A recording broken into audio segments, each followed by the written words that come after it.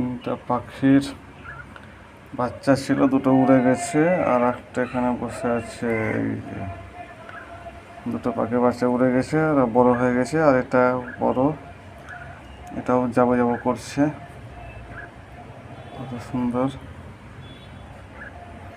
দেখছে, দেখে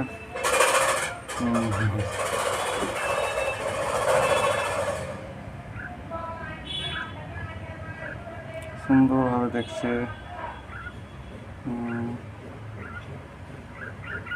দেখছে এক চোখ করে দেখে